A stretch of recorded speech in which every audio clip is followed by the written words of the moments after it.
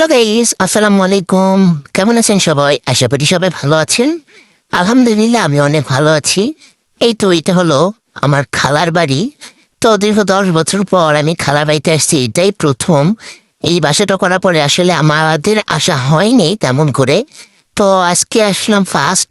তো ভিতরে যাচ্ছি, এখন দেখি। তো এই তো দরজাতে নক করতেছে, এটা আমার মামা। তো হাই, নক করার সাথে সাথে দেখলাম আমার খালাতো ভাই দৌড়ে আসছে দরজাটা খোলার জন্য। তো দরজাটা খুলে দেওয়ার পরে আমরা ভেতরে ঢুকলাম। তো আমি একটুখানি আমার খালার বাসাটা সুন্দর করে ভিডিও করে নিতেছি। কত সুন্দর করে সাজিয়ে গুছিয়ে রাখছে। আসলে একটা মেয়েই পারে সংসারটা অনেক সুন্দর করে সাজিয়ে গুছিয়ে রাখতে। ভালো লাগতেছে। এই প্রথম খালাবাড়িতে আসছি, এখানে এসে খাওয়া দাওয়া করলাম। আমরা রাতে সবাই খাওয়া দাওয়া করার পরে একটু পুরো বাসাটা ঘুরে ঘুরে দেখতেছিলাম। আর এই তো এটা আমার মামাতো বোন একটু মুখোশ পরে আমাদেরকে ভয় দেখাচ্ছিল। মামাতো ভাই আর খালাতো ভাই বোন ওরা সবাই দুষ্টম করতেছিল। তো ওরা রুমটার ভিতরে যাচ্ছিল, এই রুমটা একটু ভিডিও করে নিলাম।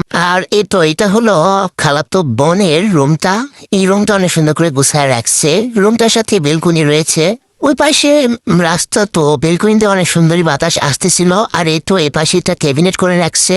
এই ওয়াল ক্যাবিনেটটা আমার খুব পছন্দ হয়েছে, অনেক সুন্দর লাগতেছিল। আর এই তো এ পাশে এটা হলো বেলকুনি। এখন মেইন যেটা হলো রান্নাঘর, এই রান্নাঘরটা অনেক সুন্দর করে ক্যাবিনেট করে নিছে, ভালোই লাগতেছে, সবকিছু গোছানো রয়েছে। একটা মেয়ের এই রান্নাঘরটা যদি সুন্দর না হয় তাহলে তার কোনো কিছুই ভালো লাগে না। তো এখানে শেষ করতেছি, সবাই ভালো থাকবেন, আসসালামু আলাইকুম।